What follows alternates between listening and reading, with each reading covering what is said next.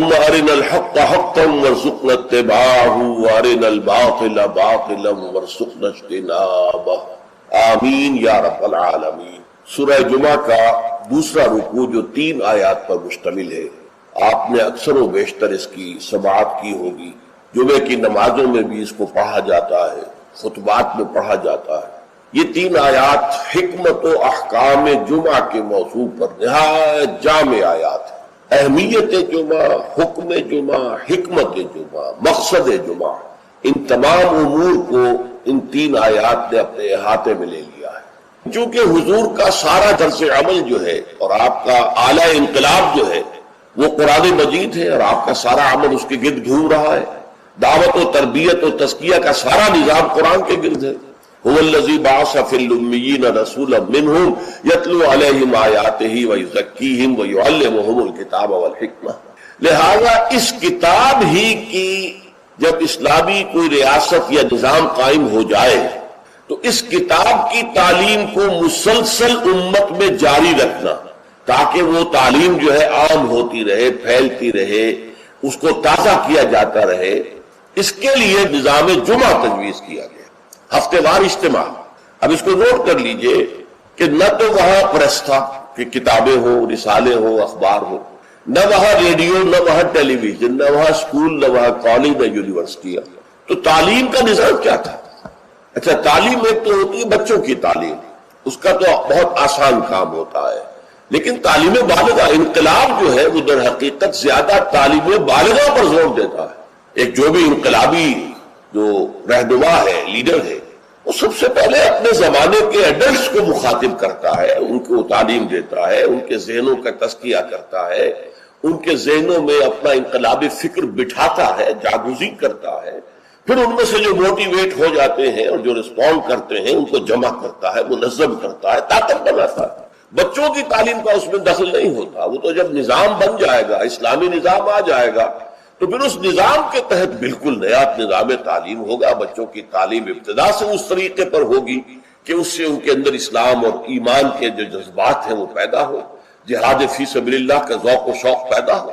لیکن یہ کہ سب سے پہلے جو انقلاب برپا کرنا ہے، تو بچے تو انقلاب نہیں لایا کرتے، انقلاب تو ایڈلٹس لاتے ہیں۔ تو ان ایڈلٹس کو مخاطب کرنا اور ان کی تعلیم، ان کا ذہن بنانا، ان کے اندر اس انقلابی فکر کو ان کے ذہنوں میں، دلوں میں اتار دینا، جاگزی کر دینا، یہ ہے وہ مقصد کہ جو نظام جمعہ کے ذریعے سے امت میں اس کو ایک دوام دے دیا گیا۔ جمعے کا ممبر جو ہے اسے ممبر رسول کہتے ہیں۔ ممبر رسول پر جو کھڑا ہوتا ہے وہ نائب رسول ہے۔ وہ نائب رسول وہی کام کرے جو حضور کرتے تھے، یتلو علیہم آیاتہ ویزکیہم ویعلمہم الکتاب والحکمہ۔ یہ کام امت کے اندر جاری و ساری ہو جائے، اس کا تسلسل ہو، اس کا دوام ہو، اس کے لیے جمعے کی فرضیت کی۔ نظام جمعہ یہ ہفتے وار اجتماع ہے۔ آپ کے علم میں ہوگا کمیونسٹوں کا معاملہ بھی یہ ہوتا تھا، ان کا بھی ایک فلسفہ تھا، مارکسزم، اور جب تک وہ فلسفہ ذہنوں میں اتر نہ جائے کوئی شخص کمیونسٹ کیسے بنے گا؟ اور پھر وہ فلسفہ تازہ رہنا چاہیے، ان کے ذہنوں میں اجاگر رہنا چاہیے، مدھم نہ پڑ جائے، کہیں ان کے ساتھ اس کی ذہنی کمٹمنٹ کمزور نہ ہو جائے۔ تو وہ اپنے ویکلی میٹنگز کرتے تھے، اور اس میں کیا کرتے تھے؟ اسی فلسفے کی تجدید، اسی کی اور گہرائیوں میں اترنا، تاکہ ذہنوں کے اندر وہ فلسفہ راسخ رہے۔ جب فلسفہ راسخ رہے گا تو انقلابی فرور، انقلابی ذیل، انقلابی جذبہ بھی برقرار رہے گا، اور انسان جو ہے تن من دل لگا دے۔ تو یہ ربط ہے سورہ جمعہ کے ساتھ احکام جمعہ کا، اور یہ تو واضح ہی ہے کہ در حقیقت اس سورہ مبارکہ کا نام ہی اس حکم جمعہ کے حوالے سے لیا گیا ہے۔ اچھا، اب اس میں حکم جمعہ کی اہمیت کیا ہے اس کو آپ سمجھیے۔ میں چند احادیث آپ کو سنا رہا ہوں۔ ترمذی شریف کی روایت ہے، من ترک الجمعہ ثلاث مرات تہاونا طبع اللہ علی قلبہ، جس شخص نے 3 جمعے چھوڑ دیے کسل کی وجہ سے، یعنی کوئی اور عذر نہیں ہے، بیماری نہیں تھی، مسافر نہیں تھا، کوئی نہیں عذر، تہاونا، بس وہ اس کی اہمیت کو نہ سمجھتے ہوئے، اس کو کہتے ہیں ہون، جو آسانی سی بات ہو، بس کوئی اہمیت نہ ہو جس کی، تو تہاونا طبع اللہ علی قلبی، اللہ تعالیٰ اس کے دل پر مہر کر دے۔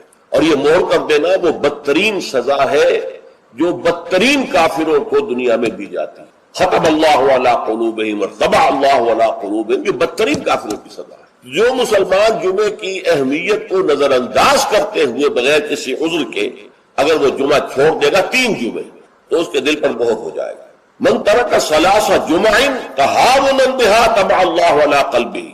پہلی روایت ترمذی کی تھی، یہ ابو داؤد اور نسائی کی ہے. وقال مالک، امام مالک نے موطا میں جو بات کہی ہے وہ یہ ہے کہ لا ادری عن النبی صلی اللہ علیہ وسلم ام لا الا انه صفوان بن سلیم رضی اللہ عنہ قال من ترک الجمعة ثلاثا من غیر عذر ولا علت طبع اللہ على قلبه.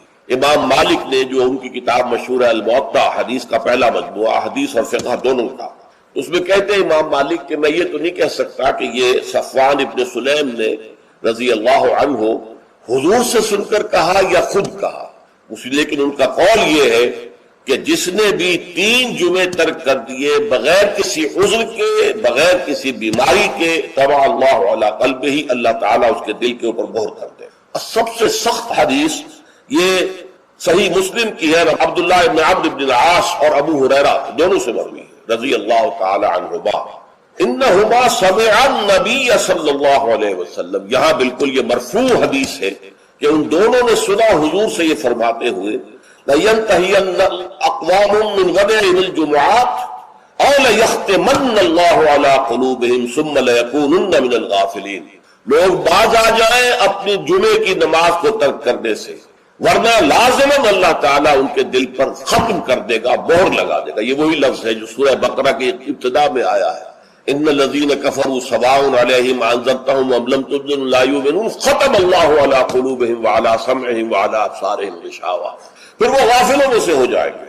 اسی صحیح مسلم میں حضرت عبداللہ ابن مسعود سے ایک اور روایت ہے، ان النبی قال لقوم یتخلفون عن الجمعۃ لقد ہممت ان آمر رجلا يصلي بالناس ثم احرق على رجال يتخلفون عن الجمعۃ بیوتہم.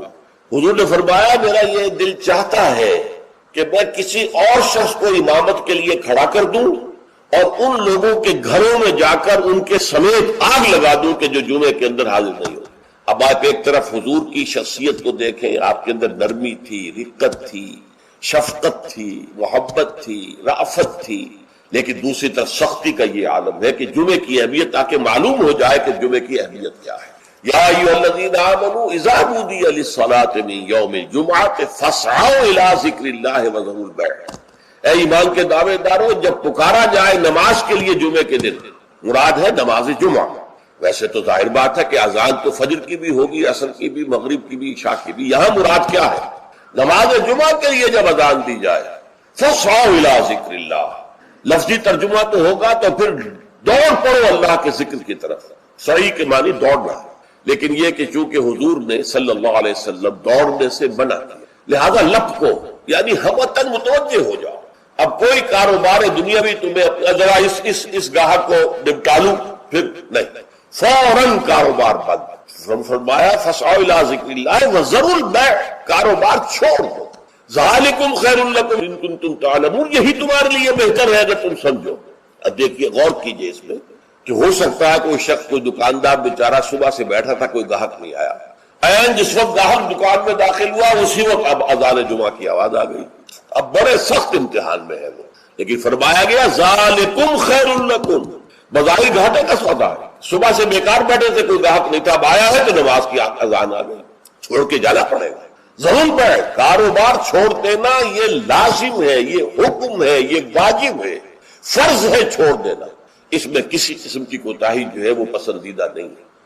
تو جمعہ کی اہمیت کے لیے ایک طرف تو قرآن مجید کے یہ الفاظ، یا ایھا الذین آمنوا اذا نودی للصلاۃ من یوم الجمعۃ فاسعوا الی ذکر اللہ وذروا البیع ذالکم خیر لکم ان کنتم تعلمون. اور اس کے ساتھ جمع کیجئے وہ احادیث جو میں آپ کو سنا چکا. اگر 3 جمعے کسی مسلمان نے بغیر عذر کے، ہاں عذر ہو سکتا ہے، آپ بیمار ہیں تو آپ پر فرض نہیں ہے، آپ مسافر ہیں تو مسافر پر فرض نہیں ہے، آپ غلام ہیں کسی کے تو آقا کی اجازت کے بغیر نہیں جا سکتے، لہذا غلام پر بھی جمعہ فرض نہیں ہے، بچے پر بھی جمعہ فرض نہیں ہے، خواتین پر جمعہ فرض نہیں ہے.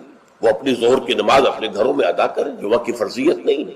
لیکن جس پر جمعہ فرض ہے اور پھر وہ صرف تہاوناً، کسل مندی یا اس کی اہمیت کو نہ سمجھتے ہوئے وہ اگر جمعے مسلسل 3 ترک کر دے گا تو طبع اللہ علی قلوبہم بھی آ گیا، اور ختم اللہ علی لیختمن اللہ علی قلبہ، اللہ تعالیٰ اس کے دل کے اوپر مہر کر۔ اچھا، اس میں اب جو نوٹ کرنے کی بات ہے وہ یہ ہے، جمعے کو جمعہ بنانے والی شے خطبہ جمعہ ہے۔ نماز تو ظہر کی نماز کا قائم مقام جمعہ ہے نا، ظہر کے 4 فرض ہیں اور جمعے کے 2 ہیں، تو نماز اصل شے نہیں ہے، اصل شے جو ہے خطبہ جمعہ ہے، جس نے کہ جمعے کو اہمیت دی۔ اس لیے کہ خطبے میں تعلیم ہوتی ہے، تلقین ہوتی ہے، جسے میں نے کہا اصل جو مقصد ہے یہ ہفتے وار اجتماع ہے۔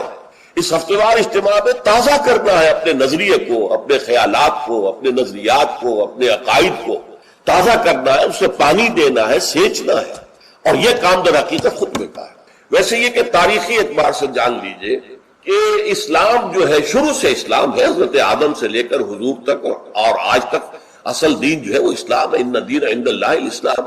یہ تو اسلام کے ایڈیشنز ہیں کہ ایک خاص احکام جو حضرت موسیٰ کو دیے گئے تو وہ اس وقت کے لوگوں کے لیے وہ لازم تھے، پھر وہ احکام جو ہے شریعت محمدی کی شکل میں آئے ہیں صلی اللہ علیہ وسلم، تو ہم پر وہ واجب ہے، لازم ہے۔ لیکن یہ کہ یہ نظام جو ہے رہا ہے ان تمام مذاہب میں کہ ہفتے کے ایک دن کو فارغ کیا جائے اللہ کی یاد کے، چنانچہ یہ حکم جمعہ ہی تھا کہ جو دیا گیا تھا امت موسوی کو علی نبی الصلوۃ والسلام، جمعے کا دن تھا۔ ہمیشہ سے جمعے ہی کا دن جو ہے وہ در حقیقت مقدس دن ہے، اور جمعے ہی کا دن ہے کہ جو ابتدائے آفرینش سے چلا آ رہا ہے اس کام کے۔ لیکن یہودیوں نے اپنی جو بھی شر پسندی تھی ان کے اندر، ان کے مزاج میں جو بغاوت تھی، ان کا جمعے کو چھوڑو جی ہفتہ کر، تو اللہ تعالیٰ نے بھی پھر ہفتہ ہی ان پر فرض کر دیا۔ اور ان کے ہاں یہ ہفتہ اتنا سخت تھا، جمعے کی مغرب کی نماز کے بعد سے لے کر اگلے ہفتے کی مغرب تک 24 گھنٹے کوئی کاروبار دنیاوی مطلقاً حرام تھا۔ آج بھی امریکہ کے اندر جو لوگ رہتے ہیں، جو کہ پریکٹسنگ جیوز ہیں، جن کے وہ لمبے لمبے بال ہوتے ہیں، ادھر زلفیں ہوتی ہیں، اور انہوں نے لمبے لمبے کوٹ سے رنگ کے پہنے ہوتے ہیں، اور فیلٹ ہیٹ ہوتا ہے ان کا خاص طرز کا سیاہ رنگ کا، یہ جو پریکٹسنگ یہودی ہیں، آرتھوڈاکس یہودی ان کو کہتے ہیں، یہ جمعے کی شام سے اپنے ٹیلی فون کنیکشن بند کر دیتے ہیں، کوئی گفتگو نہیں، ان کے تمام دفاتر بند، گھروں پر بھی کوئی ٹیلی فون نہیں دیں گے، وہ سب بند، اور اس کے بعد ان کا پورا دن گزرتا ہے۔ لیکن وہاں فرق یہ ہے کہ وہاں کوئی جماعت کا اہتمام نہیں تھا، اپنے اپنے طور پر اللہ کو یاد کرو، تورات پڑھتے رہو، جو بھی ان کی ہر شکل تھی نماز کی اس میں وقت گزارو، دنیاوی کاروبار جو ہے وہ کوئی نہیں ہوگا۔ اس کے بعد عیسائیوں کا معاملہ آیا، انہوں نے ایک اور آگے قدم بڑھایا، اور ہفتے کو ترک کر کے اپنے آپ کو یہود سے ممیز کرنے کے لیے اتوار قرار دے لیا۔ اتوار کی صبح کو ان کا ایک خاص عبادت کا دن ہے، اور اس میں واقعہ یہ ہے کہ جو بھی کوئی پریکٹسنگ یا کوئی تھوڑا بہت مذہبی مزاج رکھنے والے عیسائی ہیں، وہ اتوار کے روز نہا دھو کر کپڑے بدل کر اچھے انداز میں اپنی فیملیز کے ساتھ بچوں کو ساتھ لے کر وہ چرچ جاتے ہیں، وہاں ان کی جو بھی نماز ہے وہ نماز پڑھتے ہیں، ان کا جو بھی پادری ہے وہ خطبہ دیتا ہے، سربند ہوتا ہے، تو یہ ان کے لیے اتوار کا دن۔ اس کے بعد جب یہ دونوں تہذیبیں جمع ہو گئی، یہودی جو ہے انہوں نے گویا کہ غلبہ حاصل کر لیا عیسائیوں پر، تو اب انہوں نے ویکینڈ کر لیا، سیٹرڈے اور سنڈے بوتھ، تاکہ دونوں کے دونوں کور ہو جائیں۔ یہودیوں کا معاملہ بھی آ گیا، عیسائیوں کا بھی آ گیا۔ حضور صلی اللہ علیہ وسلم کی امت کے لیے 2 کام کیے، ایک تو گویا کہ منفی ہوگا، ایک مثبت ہوگا۔ منفی کام یہ کہ پورے دن جمعے کے کاروبار کو حرام نہیں کیا گیا، بلکہ حرام کاروبار ہے صرف اذان جمعہ سے لے کر جمعے کی نماز کے ادا ہو جانے تک، بس اس دوران میں کاروبار دنیاوی مطلقاً حرام، کوئی کاروبار، آپ جائز سے جائز کاروبار کر رہے ہیں، صحیح سے صحیح کاروبار کر رہے ہیں، لیکن وہ بھی حرام ہے اس وقت اگر آپ نے کیا ہے جبکہ جمعے کی اذان ہو چکی ہے اور جبکہ نماز ابھی ادا ہو رہی، اس دوران حرام۔ لیکن باقی دن کے اندر حرمت نہیں رکھی ہے، البتہ میں ابھی آپ کو بتاؤں گا۔ تشویق یہ ہے کہ صبح سے لے کر جمعے تک کا وقت جو ہے یاد الہی میں بسر کیا جائے، تشویق اور ترغیب، اس لیے کہ اگلی آیت میں ہم پڑھیں گے کہ جب جمعہ کی نماز ادا ہو چکے تو تم منتشر ہو سکتے ہو زمین میں اور جاؤ اور اپنے کاروبار میں لگ جاؤ۔ لیکن جمعہ سے قبل کے بارے میں کچھ نہیں کہا، نہ تو یہ کہا کہ کاروبار نہیں کر سکتے، نہ یہ کہا کہ کرو جاؤ تمہیں اجازت ہے، نہیں، وہاں سکوت اختیار کیا قرآن نے۔ فَإِذَا قُضِيَتِ الصَّلَاةُ فَانتَشِرُوا فِي الْأَرْضِ وَابْتَغُوا مِن فَضْلِ اللَّهِ، جب نماز ادا ہو چکے تو تم زمین میں منتشر ہو سکتے ہو۔ یہاں پر بھی اگرچہ وجوب کا لفظ آیا ہے کہ فَانتَشِرُوا، منتشر ہو جاؤ، لیکن یہاں جو ہے مانا ہے تمام علماء نے کہ یہ وجوب جو ہے یہ کسی شے کی فرضیت کے لیے نہیں ہے کہ لازماً جمعے کے بعد منتشر ہو جانا ضروری ہے، بلکہ استحباب ہے، جا سکتے ہو، اجازت ہے، مباح ہے۔ کاروبار کی حرمت کا معاملہ ختم ہو گیا جیسے ہی جمعے کی نماز ادا ہو چکی، اب آپ جائیں، اپنے دفتر میں جائیں، اپنے کاروبار میں جائیں، اپنی دکان پر جائیں، کوئی اعتراض نہیں۔ لیکن یہ ہے کہ جہاں تک پہلے کا وقت ہے اس کے بارے میں کوئی بات نہیں آئی، یہ احادیث میں آئی ہے اور اسے تبکیر کہتے ہیں۔ پسندیدہ یہ ہے کہ جمعے کی صبح ہی سے انسان جو ہے وہ اس کام میں مصروف ہو جائے جو کام یہودیوں کے ہاں تھا پورے یوم سبت میں، اسے تبکیر کہتے ہیں۔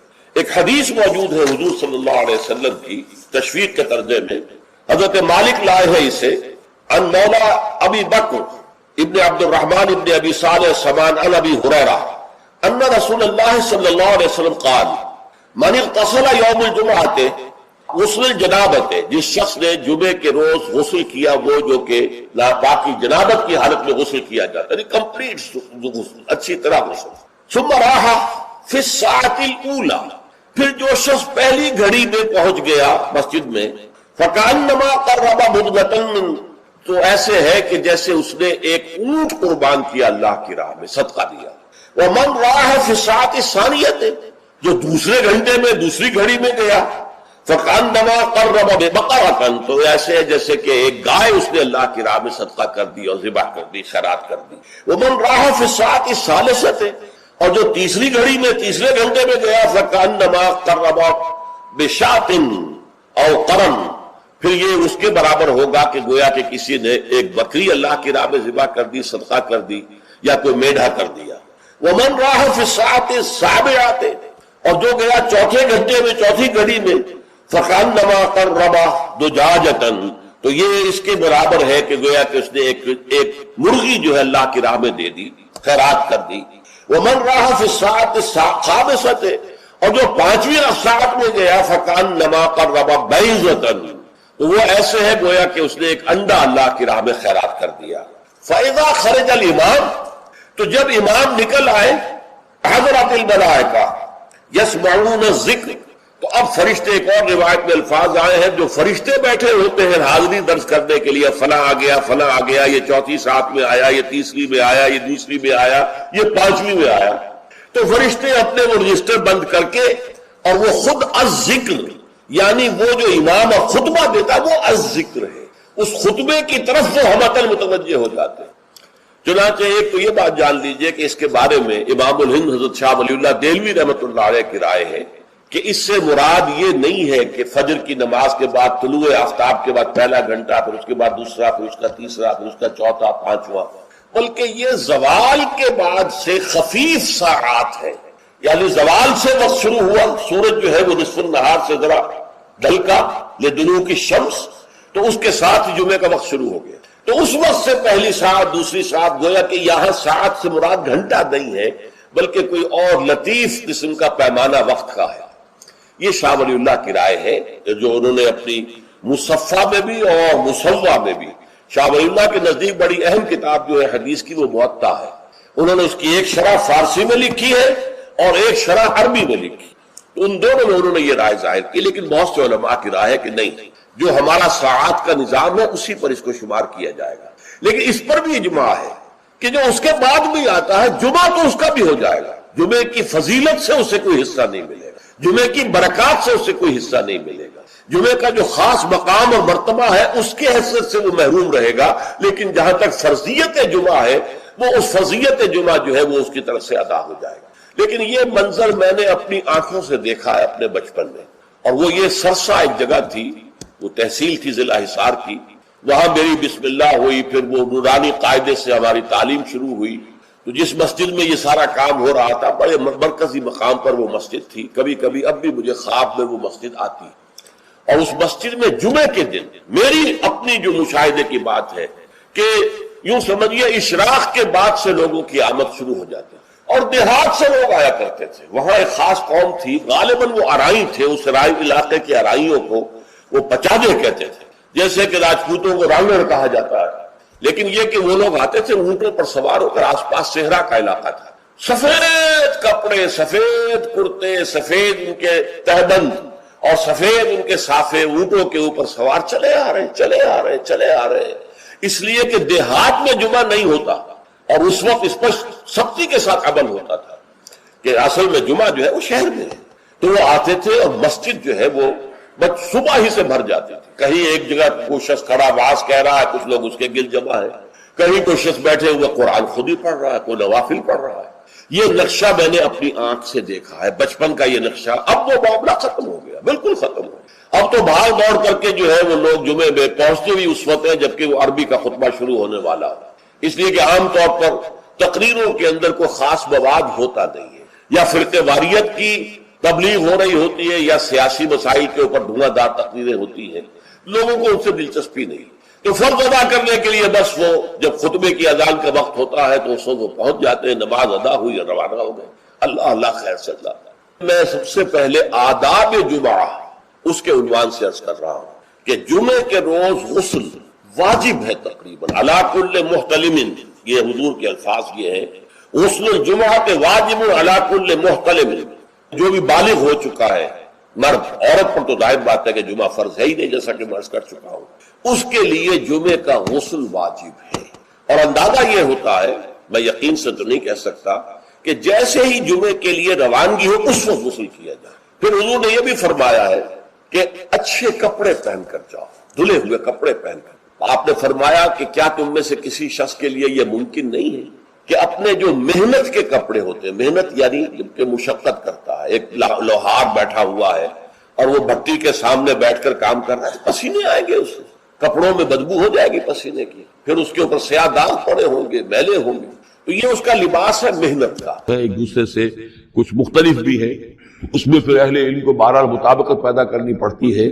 میں نے جہاں تک اپنی کوشش کی ایک رائے تک میں پہنچا ہوں، لیکن ابھی میں اسے بیان نہیں کر رہا ہوں. بہرحال دجالی فتنے کی خبریں موجود ہیں بہت شدت کے ساتھ، اور اس صورت کا پڑھنا جو ہے اس میں بہت مفید ہے. اس صورت کے مضامین کا دجالی فتنہ بالعموم سے کیا تعلق ہے وہ تو اس ہم دورہ ترجمہ دوران کے اس کے دوران بھی آپ کو معلوم ہو جائے گا. لیکن اس کے جو خاص بڑے مباحث ہیں، خاص طور پر یہ کہ ایک ہمارے بہت بڑے عالم گزرے ہندوستان میں اس صدی کے آغاز میں، مولانا مناظر حسن گیلانی، انہوں نے اس میں باقاعدہ کتاب لکھی ہے، آپ کو مل جائے گی بازار میں بھی. اصحاب کہف کے جو کا معاملہ، سورہ کہف کے مباحث ہیں ان کے. میں نے اس کو اپنی ایک تقریر کے اندر کسی خطاب جمعہ میں سورہ کہف کے مضامین کا خلاصہ بیان کیا تھا، جس کا عنوان ہے دنیا کی حقیقت. ظاہر بات ہے تفاصیل زیادہ جو ہے وہ میرے لیے ممکن نہیں ہے کہ اس دورہ ترجمہ کے دوران بیان کر سکتا. وَيُنذِرَ الَّذِينَ قَالُوا اتَّخَذَ اللَّهُ وَلَدًا، اور خبردار کر دے ان لوگوں کو جنہوں نے کہا کہ اللہ نے بیٹا بنایا. یہ ساری دجالیت جو ہے اس کی جڑ کیا ہے؟ مسیحیت، جو موجودہ مسیحیت ہے، جو حقیقت میں مسیحیت نہیں ہے، پالزم، جس کی بنیاد تثلیث پر ہے کہ اللہ کا بیٹا بنا دیا حضرت مسیح علیہ السلام کو، اور انہیں کفارہ بنا دیا تمام جو بھی مان لے ان کو ان کے گناہوں کا، پیش کی معافی ہے ان کے گناہوں کی جو حضرت مسیح پر ایمان لے آئے. اور نمبر 3 شریعت ساخت کر دی. اور نمبر 4 سارا اختیار جو ہے وہ پوپ کے ہاتھ میں دے دیا گیا کہ تم جو چاہو جس چیز کو چاہو حلال کرو، جس چیز کو چاہو حرام کر دو.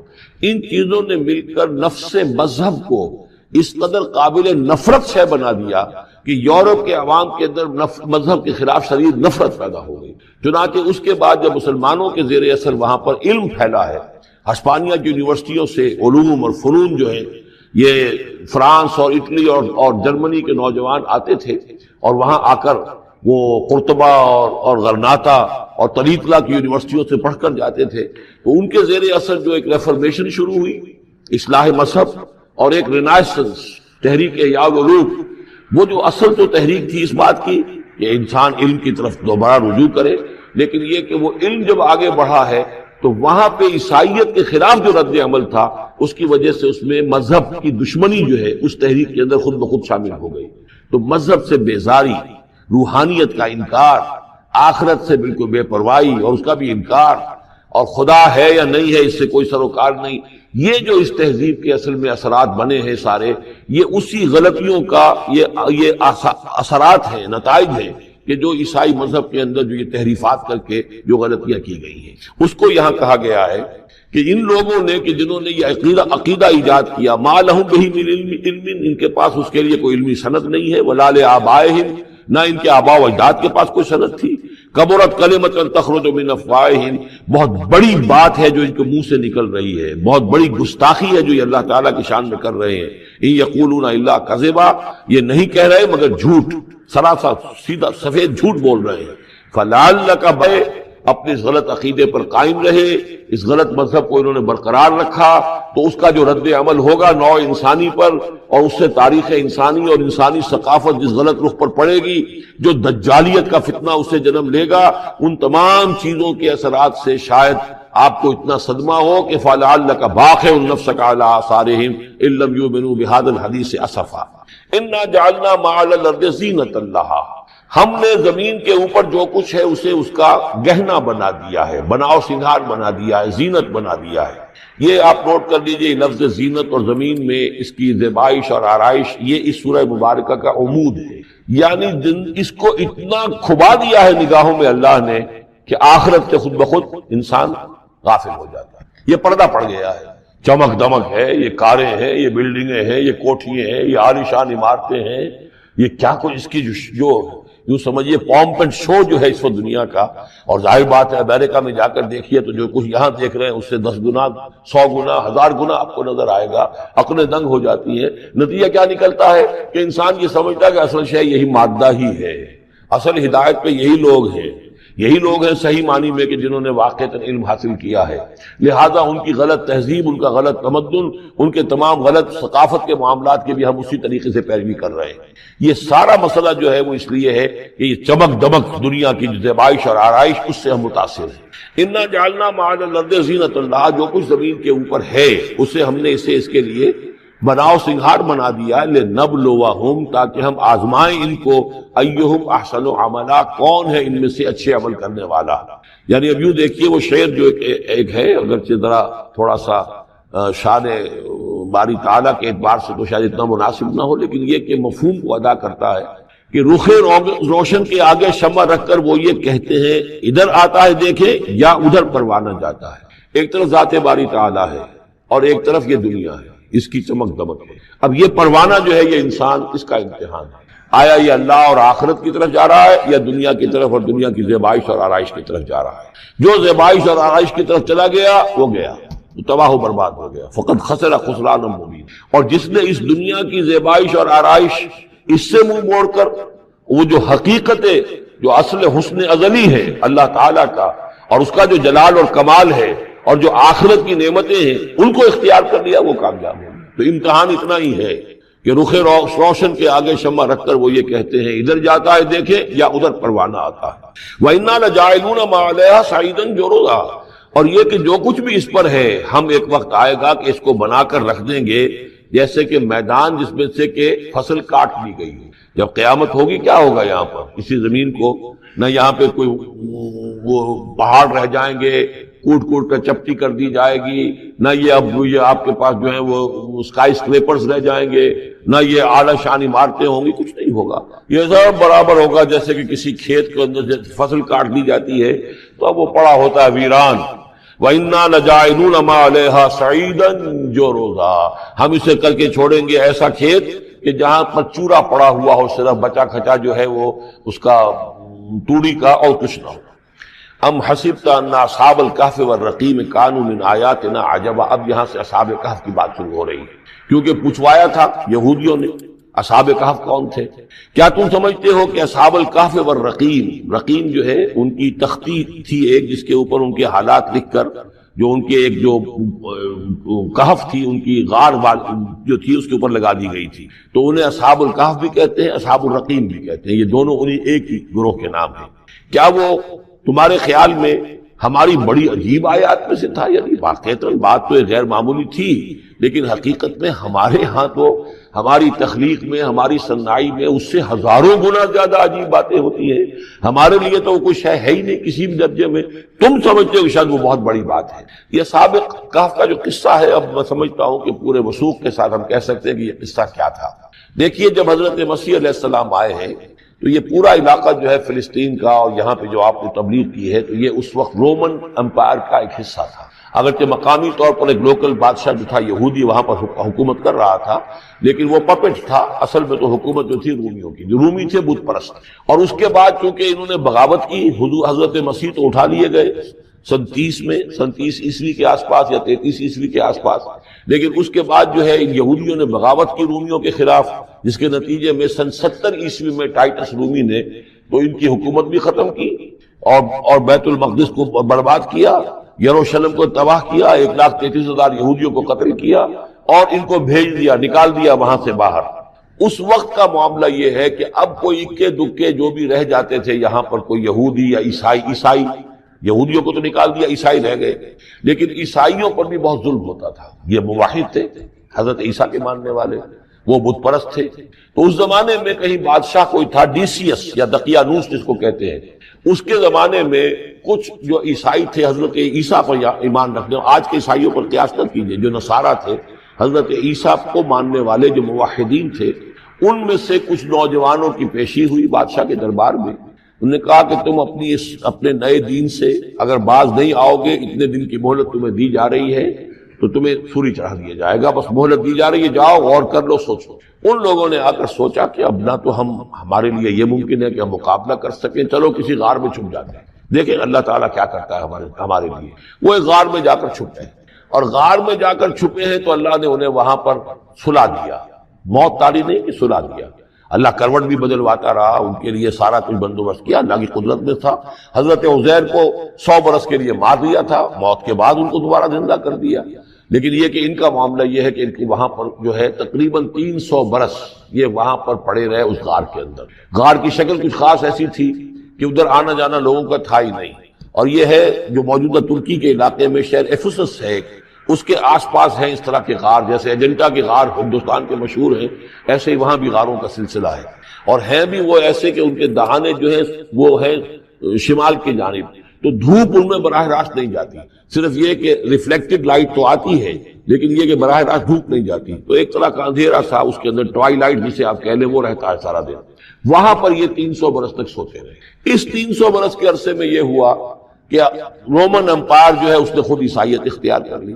300 عیسوی کے اندر کانسٹنٹائن جو تھا ایمپرر، وہ عیسائی ہو گیا، اب پوری امپائر جو عیسائی ہو گئی۔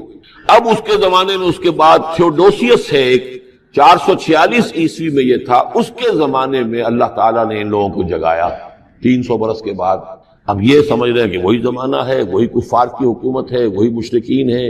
اب انہوں نے ڈرتے ڈرتے اپنے کسی ایک آدمی سے کہا بھائی جاؤ یہ لے کے سکہ لے کر جاؤ، چاندی کا ہو، کچھ نہ کچھ کھانے پینے کے لیے لے کر آؤ، دیکھنا لیکن اس طرح ہو کہ ہمارا پتہ نہ چل جائے کہ ہم یہاں چھپے ہوئے ہیں۔ وہاں جو گئے انہوں نے وہ سکہ پیش کیا، کہ یہ سکہ تمہارے پاس کہاں سے آیا؟ یہ تو بہت پرانا سکہ ہے، تو 400 سال پرانا، 300 سال پرانا سکہ کہاں سے لے آئے تمہیں کوئی خزانہ ملا؟ بہرحال اس حوالے سے اب وہ جو ہے وہ پکڑے گئے، ان کی حالت جو ہے وہ جو بات سامنے آ گئی، لیکن جب بات سامنے آ گئی تو اب ان کا بہت وہ عزت کی گئی، اس لیے کہ اب تو جو ان کا مذہب تھا در حقیقت پوری مملکت کا مذہب وہی ہو چکا تھا، تو صورتحال تو تبدیل ہو چکی ہے۔ پھر یہ کہ اس کے بعد تفصیل معلوم نہیں ہے کہ غالباً وہ جا کر اپنی اسی غار میں وہ سو گئے ہیں یا دوبارہ اللہ نے ان پر وہیں پر بہت تاریخ کر دی ہے، اس کا دروازہ بند کر کے اور اس پر ایک تختی لگا دی گئی ہے۔ یہ اصحاب کہف ہے۔ گبن کی جو ہے decline and fall of Roman Empire, اس میں بھی یہ 7 سلیپرز، 7 سونے والے، ان کی کہانی موجود ہے۔ یہ چیز جو ہے گویا کہ رومن لٹریچر کے اندر موجود تھی، اس کا جو ذکر موجود تھا، اور قرآن مجید میں یہ امتحاناً سوال کیا گیا حضور سے، تو اس کا جواب دیا گیا کہ یہ 300 برس تک کچھ لوگوں کو سلا دینا یہ اللہ تعالیٰ کے نزدیک تو کوئی بڑی بات نہیں ہے، تمہارے نزدیک ام حسبت ان اصحاب الکہف والرقیم کانوا من آیاتنا عجبا اذ ابى الفتية الى الکہف، جبکہ وہ نوجوان آئے اپنے اس غار میں، فقالوا، اور انہوں نے کہا ربنا آتنا من لدنک رحمتا، پروردگار اب خاص اپنے خزانہ فضل سے ہمارے لیے رحمت کا بندوبست فرما، وہیئ لنا من امرنا رشدا، اور ہمارے لیے ہمارے معاملے کے اندر جو ہے وہ کوئی عافیت کا بندوبست فرما، فضربنا علی آذانہم، تو ہم نے تھپکی دے دی ان کے کانوں پر، فی الکہف سنین عددا، اسی وہ غار کے اندر جو ہے وہ سوتے رہے کئی سال۔ ابھی یہاں اس بات کو نہیں چھیڑا کتنے سال، سنین عددا، متعدد سال وہ سوتے رہے۔ ثم بعثناہم، پھر ہم نے انہیں اٹھایا، لنعلم ای الحزبین احصیٰ لما لبثوا امدا، تاکہ ہم دیکھیں کہ دو گروہوں میں سے کس کو صحیح معلوم ہے کہ کتنے عرصے وہ وہاں رہے تھے، اس کا ذکر آگے آ جائے گا، دو گروہوں سے مراد کیا ہے۔ اور تیسری اہم ترین آیات کیا ہے؟ آیات قرآنیہ، ان تینوں میں گہرا ربط ہے، آیات آفاقی، آیات انفسی، آیات قرآنی۔ ان میں تدبر کے ذریعے، غور و فکر کے ذریعے انسان ایمان حاصل کرے، یہ ٹاپ کا ایمان، یہ انٹلیکچوئلز کا ایمان، یہ صدیقین کا ایمان۔ نمبر دو، ایک ایمان ہے عوام کے لیے، اس کے دو راستے ہیں۔ نمبر ایک، صاحب یقین کی صحبت، جس کے اندر یہ ایمان پیدا ہو چکا ہو، آپ اس کے قریب رہیے۔ اگر بھٹی کے سامنے بیٹھیں گے حرارت پہنچے گی، اگر آپ برف کی سل کے قریب ہوں گے ٹھنڈ پہنچے گی۔ صاحب ایمان کی صحبت اختیار کریں گے، ایمان سراج کریں گے۔ یہ ہے عوام کے لیے صحبت، کونوا مع الصادقین، ان کی صحبت اختیار۔ تیسرا ذریعہ ہے جو ہمارے لیے خاص طور پر جو مسلمان پیدا ہوئے، اب ایک بچہ ہے 7 سال کا، آپ نے نماز پڑھنے کی عادت ڈال دی، پڑھ رہا، اگرچہ غیر شعوری عمر سے شروع کر دیا، اس کو روزہ رکھتا ہے، 9 برس کا ہو گیا روزہ رکھنا شروع کیا۔ یہ اعمال جو ہیں ان سے بھی ایک یقین پیدا ہوتا ہے، جیسے یقین سے عمل پیدا ہوتا ہے ایسے ہی عمل سے بھی یقین پیدا ہوتا ہے۔ جب مداومت کرتے رہیں گے اس پر تو اس سے بھی ایک یقین کی کیفیت انسان میں پیدا ہو جائے۔ سورہ حجرات میں جو بحث آئی ہے اس کے آخر میں یہی ہے کہ اے نبی، یہ بدو جو دعوے دار ہے ایمان کے، یہ آپ پر احسان دھر رہے ہیں، یمنون علیک ان اسلموا قل لا تمنوا علی اسلامکم بل اللہ یمن علیکم ان ہداکم للایمان ان کنتم صادقین۔ یہ آپ پر احسان دھر رہے ہیں کہ ایمان لے آیا، نبی ان سے کہیے مجھ پر اپنے ایمان کا کوئی احسان نہ دھرو، اپنے اسلام کا، بلکہ اللہ تم پر احسان دھرتا ہے کہ اس نے تمہیں ایمان کے راستے پر ڈال دیا ہے۔ جب اسلام پر آ گئے ہو تو عمل کرتے رہو گے، ان تطیعوا اللہ ورسولہ، اگر عمل کرتے رہو گے تو اس عمل کے ذریعے سے بھی تمہارے اندر ایمان پیدا ہو جائے گا۔ تو یہ 3 راستے ذہن میں رکھیے، جو عوام ہے غور و فکر، سوچ بچار، اس کی صلاحیت نہیں یا مواقع نہیں، ان کے لیے یہ 2 راستے ہیں، یقین بذریعہ عمل اور یقین بذریعہ صحبت۔ یہاں سے اٹھا رہے ہیں لوگوں کو، بار بار یہیں آ جاتے ہیں، یہاں پر دیکھیے نا، ان کو دقت ہوتی ہے، یہاں پہ کوئی صاحب پہلے سے روک دیا کرے نا جو بعد میں گڑبڑ ہوتی ہے۔ تو ایک ایمان ہے انٹلیکچوئلز کا، صدیقین کا، جن کو قرآن کہتا ہے اولو الالباب الذین یعقلون ان فی خلق السماوات والارض واختلاف اللیل والنہار لآیات لأولی الالباب، ہوش مندوں کے لیے، عقل مندوں کے لیے، غور و فکر کرنے والوں کے لیے، اصحاب دانش و بینش کے لیے ہماری کائنات میں ہماری نشانیاں ہیں، غور کرو اور ہمیں پہچانو، خود اپنے اندر جھانکو اور ہمیں پہچانو۔ اور ہماری یہ آیات جو ہیں ہمارے کلام کی، اس کی آیات جو ہیں ان میں وہ ایمان رچا بسا ہوا ہے، ان پر غور کرو، غوطہ زنی کرو، قرآن میں ہو غوطہ زن ہے مرد مسلمان۔ یہ ہے ٹاپ کا ایمان، یہ ہے اصل وہ ایمان کہ جو مطلوب ہے۔ اب باقی حضرات جو ہیں ان کے قریب رہیں گے، ایمان حاصل کر لیں گے، اور جو اعمال اللہ نے بتائے ہیں ان پر عمل کرتے رہیں گے، ایمان۔ اب دوسری بات کی طرف آئیے، نفاق سے کیسے بچا جائے، اس کے لیے بھی 3 عمل ہیں۔ پہلی چیز، اور 2 چیزیں تو وہ ہیں کہ جو سورہ منافقون ہی کے دوسرے رکوع میں بیان ہوگی۔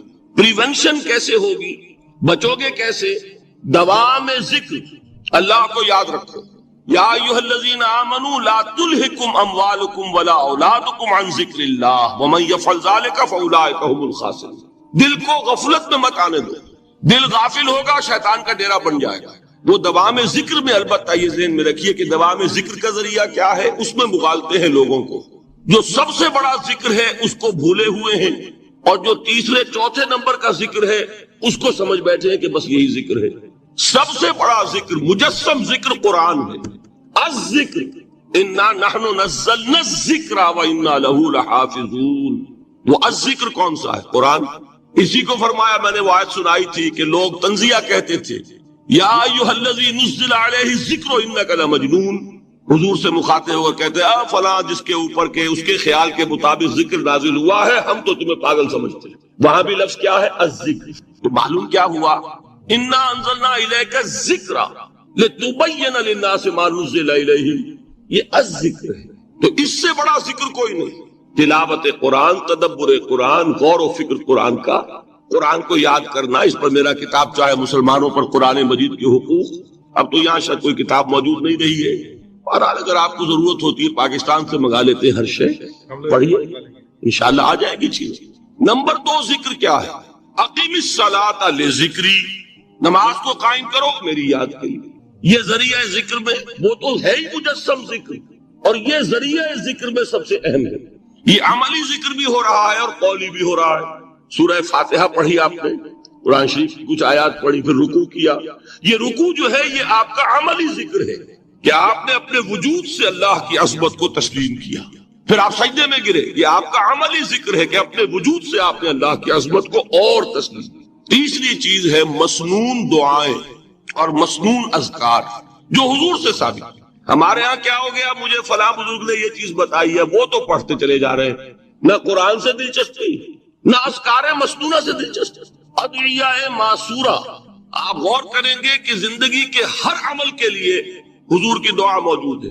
صبح اٹھے دعا ہے، آنکھ کھلتے بیت الخلاء میں داخل ہونے لگے دعا ہے، نکلے دعا ہے، وضو کرنے بیٹھے دعا ہے، فارغ ہوئے دعا ہے، مسجد کے لیے گھر سے نکلے دعا ہے، مسجد میں داخل ہوئے دعا ہے، مسجد میں تو ہے ہی ذکر، نماز ہے، تلاوت ہے، باہر نکلے دعا ہے، گھر میں داخل ہونے لگے پھر دعا ہے، سواری پر سوار ہو رہے ہیں دعا ہے، اتر رہے ہیں دعا ہے، شیشہ دیکھ رہے ہیں دعا ہے، کپڑے پہن رہے ہیں دعا۔ زندگی کا کوئی عمل نہیں یہاں تک کہ جو تعلق زن و شو ہے، جس کو کہ خالص حیوانی بات سمجھا جائے گا، اس کے لیے بھی دعا ہے۔ غفلت میں وہ کام بھی نہیں کرتا، سمجھ رہے ہیں آپ؟ اب آپ غور کیجئے، اس میں کوئی اضافی وقت نہیں لگا، کوئی اضافی پوسچر اختیار نہیں کیا آپ نے، یوں بیٹھو اس طرح بیٹھو یوں کرو، کوئی آپ کا وقت اضافی نہیں لگا، جو کام کر رہے ہیں اور آپ اللہ کو یاد کر رہے ہیں، اور وہ اللہ کی یاد اس کام کی مناسبت سے ہے۔ ان ادعیہ معصورہ سے 2 تعلق جڑ گئے انسان کے۔ دعا کس سے کر رہے ہیں؟ اللہ سے، جڑا کہ نہیں؟ اور یہ الفاظ کس کے ہیں؟ محمد رسول اللہ کے۔ تو آپ کے 2 تعلق جڑ گئے۔ آپ اپنی جی سے گھڑ کر دعا مانگیں گے تو پہلا تعلق تو ہو جائے گا، دوسرا نہیں ہوگا۔ بہتر سے بہتر دعا مانگ لیں آپ، لیکن حضور سے جو معصور اور مسنون الفاظ جب آپ زبان سے نکالتے ہیں تو آپ کا تعلق اللہ سے بھی ہوا بذریعہ دعا، اور وہ الفاظ چونکہ حضور کے ہیں صلی اللہ علیہ وسلم تو حضور کے ساتھ ہوا۔ یہ تیسرا درجہ۔ چوتھے درجے میں مانتا ہوں کہ ایک ہوتی ہے خاص کسی شخص کے امراض کی تشخیص کرنے کے بعد تجویز۔ کوئی اگر طبیب ہے، ماہر طبیب روحانی، وہ آپ کو دیکھے گا تو اندازہ لگائے گا کہ آپ میں کیا کمی ہے، اس کے مطابق آپ کو ذکر بتائے گا۔ بھئی فلاں آیت کا مراقبہ کیا کرو۔ کسی میں بزدلی ہوتی ہے، کسی میں مال کی محبت زیادہ ہوتی ہے، کسی میں توکل کی کمی ہے، کسی میں شہرت کی خواہش ہے، نمایاں ہونے کا جذبہ ہے، کسی میں تکبر ہے۔ سب کا ایک سا برس تو نہیں ہوتا نا۔ تو یہ در حقیقت اندھے کی لاٹھی سے نہیں چلنے والی بات، یہ تو ماہر کا کام ہے کہ وہ تجویز کرے کہ تمہارے لیے خاص طور پر ذکر۔ در حقیقت ہمارے جو یہ سلسلے تھے سلوک کے، بڑے ماہر ہوتے تھے یہ لوگ، بڑے ماہر اطباء تھے۔ یہ جو علم نفسیات ہے اس کے ہمارے صوفیاء سے بڑھ کر کبھی کوئی عالم گزرا ہی نہیں دنیا میں۔ فرائیڈ کیا ہے اور ایڈلر کیا ہے اور یونگ کیا ہے، بچے ہیں ہمارے صوفیاء کرام نے جس طرح انسان کی نفسیات کو سمجھا، اور وہ ان کی مناسبت سے تجویز کرتے تھے۔ لیکن اس کو رکھا جائے گا چوتھے نمبر پر، جیسے مولانا احمد علی صاحب فرمایا کرتے تھے، بھائی اس آیت کا مراقبہ کیا کرو۔ مراقبہ کیا مانی؟ اب انہوں کو ان الفاظ کو بھی ہم نے خام خواہ کچھ خاص ایک شکل دے دی۔ مراقبہ کیا؟ توجہ کرنا، دھیان کرنا، خاص اس آیت کے اوپر، اس کے معانی پر اپنے ذہن کو جمانا۔ وہ کیوں ہے؟ تاکہ آپ کے اندر جو کمی ہے اس کی تلافی اس سے ہے۔ لیکن یہ کہاں آئے گا؟ چوتھے نمبر، سمجھ گئے؟ تو نفاق سے بچنے کا ذریعہ، پریونشن کیا ہے نفاق سے؟ دوام ذکر۔ نہ تمہیں تمہاری اولاد، نہ تمہارے اموال، نہ تمہاری تجارت، نہ کاروبار اللہ کے ذکر سے غافل نہ کر سکے۔ پنجابی میں کہتے ہیں کہ ہتھ کارول اور دل یار ول۔ کام کر رہے ہیں آپ، لیکن یہ کہ دل اللہ کے ساتھ لگا ہوا ہے، زبان تر ہے اللہ کی یاد سے۔ جو قرآن یاد ہے، گاڑی میں آپ بیٹھے جا رہے ہیں، 2 گھنٹے آپ کو کار میں لگانے ہیں، قرآن شریف پڑھتے جائیے، اس سے بڑا ذکر ہی کوئی نہیں۔ یہ ہے پریونشن۔ اب اگر مرض ہو جائے تو کیا؟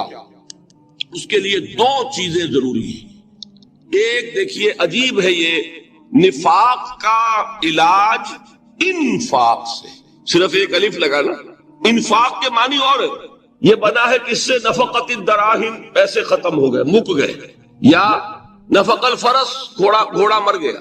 تو مال کو کھپانا، لگانا اللہ کی راہ میں، اگر دل میں نفاق کی کوئی آلائش آئی ہے تو اس کا ازالہ ہوگا انفاق فی سبیل اللہ سے۔ مال اللہ کی راہ میں دیجیے، صدقہ کیجیے، خیرات کیجیے، دیجیے، اللہ کے دین میں لگائیے، جتنا لگائیں گے نفاق دھل جائے۔ اس لیے کہ اصل سبب نفاق کا ہے ہی حب دنیا، دنیا کی محبت، لہذا اس کا ازالہ ہوگا جو سب سے محبوب شے ہے مال۔ انہ لحب الخیر لشدید، مال محبوب ترین ہے کہ نہیں؟ لہذا اس کو اللہ کی راہ میں لگائیں گے تو وہ نفاق دھل جائے۔ اور ایک اور چیز ہے جو بہت اہم ہے، بہت ہی شعوری طور پر اس کا اہتمام کیجیے۔ جس وقت دین کے کسی فرض کی انسان کو سمجھ آ جائے، اس کا شعور پیدا ہو جائے، پھر ڈیلے نہ ہو، ذرا سا ڈیلے جو ہے اس پر عمل کرنے میں، یہ در حقیقت نفاق کو جڑ پکڑنے کا موقع دینا ہے۔ امیڈیٹ ایکشن، ایک بات سمجھ میں آ گئی، فوراً عمل۔ اس میں شیطان کیا کرتا ہے؟ ذرا ٹھہر جاؤ، ابھی دیکھو یہ فرض ہے، یہ ذمہ داریاں ہیں، یہ کرنا ہے، وہ پھر لگا دینا اپنے آپ کو۔ بہت سے لوگ کہتے ہیں بس یہ ریٹائرمنٹ کے بعد تو سارا میں دین کے لیے وقف کر دوں گا۔ اول تو خدا کے بندے تمہارے اندر رہ کیا جائے گا ریٹائرمنٹ کے بعد؟ سارا تو کھپ چکو گے، رہ کیا جائے گا؟ دوسرے یہ کہ یہ بھی جان لیجئے کہ کار دنیا کسے تمام نہ کر، ریٹائرمنٹ کے بعد کون فارغ ہو جاتا ہے؟ بیٹوں بیٹیوں سے فارغ ہوئے تو پوتے پوتیاں موجود ہیں، نواسے نواسیاں موجود ہیں، کبھی بھی وہ بوجھ ختم نہیں ہوتا زندگی کا۔ وہ تو یہ کہ آج بات سمجھ میں آئی ہے تو آج عمل ہونا چاہیے۔ قرآن مجید میں سورہ انعام میں بڑی شدید وعید آئی ہے، الفاظ ہیں یہ وَنُقَلِّبُ أَفْئِدَتَهُمْ وَأَبْصَارَهُمْ كَمَا لَمْ يُؤْمِنُوا بِهِ أَوَّلَ مَرَّةٍ۔ انسان پر ایک حقیقت کا انکشاف ہوا کہ یہ بات حق ہے، فوراً تسلیم کر دیا۔ کسی مصلحت کی وجہ سے، کسی بزدلی کی وجہ سے، کسی لالچ کی وجہ سے، کسی اپنی سیادت یا قیادت کی وجہ سے، کیسے مان لوں؟ لوگ کہیں گے کہ یہ نیچے ہو گیا، وہ اونچا ہو گیا جس کی بات مانی، کسی وجہ سے رک گئے تو اللہ تعالیٰ اندر سے وہ جو استعداد ہے حق کو پہچاننے کی وہ سلب کر لیتے ہیں۔ وَنُقَلِّبُ أَفْئِدَتَهُمْ وَأَبْصَارَهُمْ، ہم الٹ دیں گے ان کے دلوں کو بھی اور ان کی آنکھوں کو بھی۔ کیوں؟ كَمَا لَمْ يُؤْمِنُوا بِهِ أَوَّلَ مَرَّةٍ، اس لیے کہ وہ پہلی مرتبہ جب انکشاف حق ہوا ہے وہ ایمان نہیں لایا۔ اس کا میں ایک واقعہ آپ کو سنانا چاہتا ہوں کہ کس طرح صحابہ کرام پر بھی وقتی طور پر یہ واقعہ اگر صحابہ کرام کا نہ ہوتا تو یہ حقائق سمجھ میں نہ آتے۔ غزوہ تبوک کے موقع پر یہ میں جملہ انکمپلیٹ رہ گیا، ضعف ایمان کا حملہ ہو جاتا تھا، نفاق کا نہیں معاذ اللہ، لیکن ضعف ایمانی کی اگلی منزل شروع ہو جاتی ہے نا، نفاق۔ جہاں جھوٹ بولنا شروع کیا نفاق، جھوٹی قسمیں کھانی شروع کی سیکنڈ سٹیج، اور جہاں مومنین صادقین سے بغض اور عداوت پیدا ہو گیا وہ تھرڈ سٹیج۔ تو وہ ضعف ایمان کا کیسے ہوتا ہے یہ حضرت کعب ابن مالک نے بڑی تفصیل سے بیان کیا ہے۔